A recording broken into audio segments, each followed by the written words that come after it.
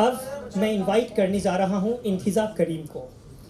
श्रीलंका के माथर जैसे शांत और सुंदर तटीय शहर से निकलकर इंथिजा आज दक्षिण एशिया की युवा चेतना की एक चमकती हुई मिसाल बन चुकी हैं। एक बहुप्रतिभावान बालिका के रूप में उन्होंने तीसरी कक्षा में सिहला गीत लिखना शुरू किया, चौथी में अंग्रेजी में लेख और पांचवी में कहानियां लिखना शुरू की। उनके गीत स्कूल और सामुदायिक कार्यक्रमों में गूंजते रहे। छठी कक्षा में उन्होंने रेडियो पर बच्चों के गीत गाकर सबका दिल जीत लिया। उनका बाल्यकाल किताबों के साथ एक अद्भुत यात्रा रहा।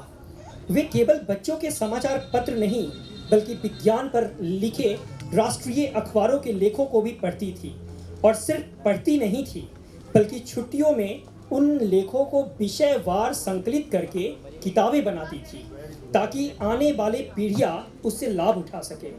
विद्यालय में उन्होंने मास मीडिया क्लब और इंग्लिश लिटरेचर एसोसिएशन में नेतृत्वकारी भूमिका निभाई। वे तीसरी कक्षा से ही स्कूल असेंबली में भाषण देने लगी, और जब साथी छात्र मंच से डरते थे तब उनकी जगह भी बोलती थी। नेतृत्व का ये स्वाभाविक भाव उनमें बचपन से था। 14 वर्ष की उम्र में जब दक्षिणी प्रांत में बाढ़ आई तो उन्होंने राहत कार्य में भाग लिया, और वहीं से समाज सेवा की उनकी यात्रा शुरू हुई। 16 की उम्र में वे सामुदायिक स्कूल में पढ़ाने लगी, और आज तक जरूरतमंद बच्चों को निःशुल्क ट्यूशन, आपदा के बाद स्टेशनरी की सहायता और सड़क किनारे भूखे लोगों को हर महीने भोजन देना उनका निरंतर अभ्यास है। बिना किसी प्रचार या तस्वीर के आज इंथिजा करीम एक अंतर्राष्ट्रीय युवा नेता, समाजसेवी, वक्ता और एक एंकर के रूप में जानी जाती है। उनकी सादगी, समर्पण और संवेदनशीलता ने उन्हें दक्षिण एशिया की लाखों युवा आत्माओं के दिलों में हिस्सा बना दिया। तालियों की गूंज के साथ इंथिजा का स्वागत।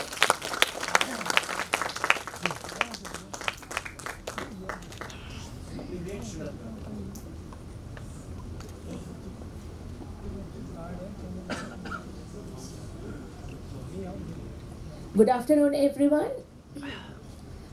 everyone. And namaskar to my second family and friends from India. So today I'm going to talk about mindfulness. I think this is very important in today's society to practice mindfulness. So what is mindfulness?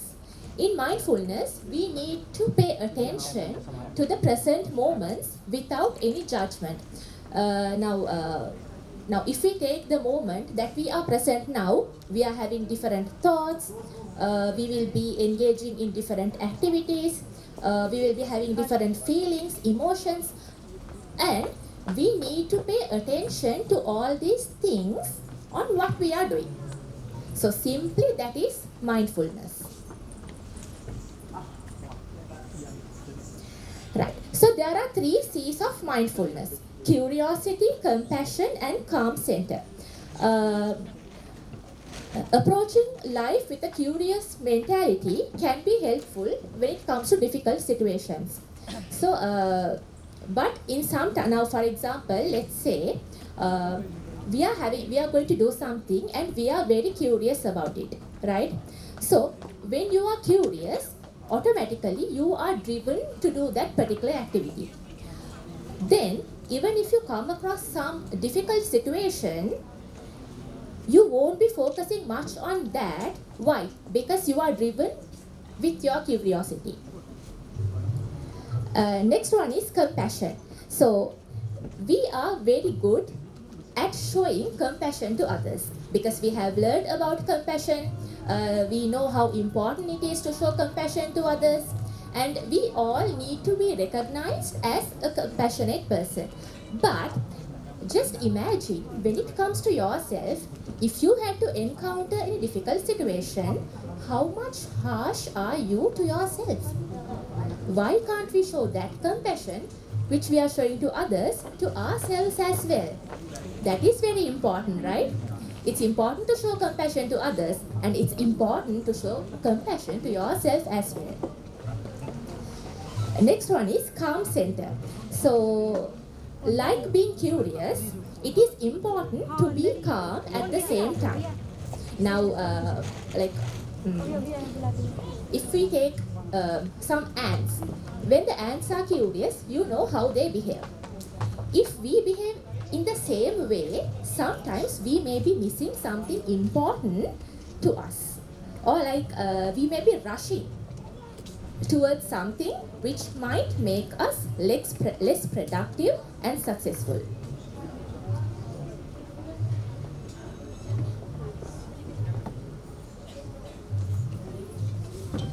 So there are 5 pillars of mindfulness. So as all these pillars start from the letter R, we call them as 5 R's.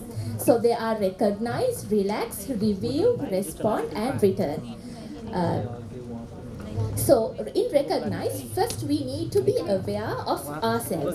We need to be aware of what we are doing. So there are several ways to engage in mindfulness. But in each of these steps, first we need to recognize what we are doing. Like our thoughts, why are we doing that? All these include in recognition. And we need to relax. So relaxing means we need to slow down. Rather than rushing to something, we need to slow down and we need to connect with our mind and body prior to engaging in that activity. And trust me, though it looks like now there are 5 points, right? So you might think, okay, it will take 2 or 3 minutes to each point. No, that doesn't happen. Sometimes for some of these things, it requires only a few seconds. So it's not going to take a long time in order to practice mindfulness. Review. We have to review the options when it comes to a difficult situation. Now, for example, let's say we are having to do something. We are having to engage in a particular activity, but this particular activity is very difficult and challenging. But there are several ways to get done with that particular activity, right? Then we have to evaluate all these options. Then we can go towards the best option. But as I told in my previous point, if you don't relax and give some time for you, you won't be able to come up with those options to choose. Respond. So from our side, we need to respond to the particular activity as well. Now, if I'm going to plan, I'm having options. Then through these options, you can interpret what might be the future outcome. What might be. So I'm highlighting that word to say it is not exactly what is going to be. We are thinking about the possible outcome. Then return. Again, we have to bring, once we are continuing mindfulness, we have to bring our awareness back to what we are doing. So now when you do the first step and when you go through, it's not, you have to lose your awareness. You have to keep your awareness in everything that you are doing.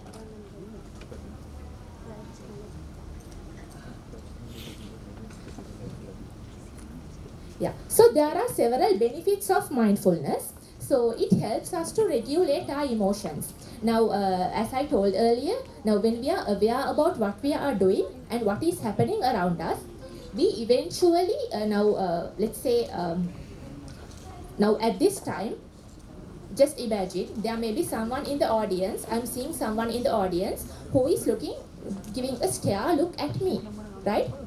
Maybe I might get angry. But if I am aware, where am I standing and what am I doing, then I will be able to regulate my emotions. Also, it helps a student or anyone who is studying to improve their memory, concentration, and to perform well. So, in order to improve our memory, it is important for us to concentrate in the particular activity that we are doing. So, if you are studying a content, you need to concentrate on that. To concentrate, you need to be aware about what you are doing, about what you are studying. So, let's say we are studying a chapter, we are studying a topic, and there are 5 paragraphs. So once you come to the 3rd or 4th paragraph, if you forget what the point is, then there you have lost awareness. Also, it helps us to reduce stress and anxiety. So again, this awareness is what helping us to reduce our stress. So if I take the same example, Okay, there may be a student. Now there is a topic. He's studying 5 paragraphs.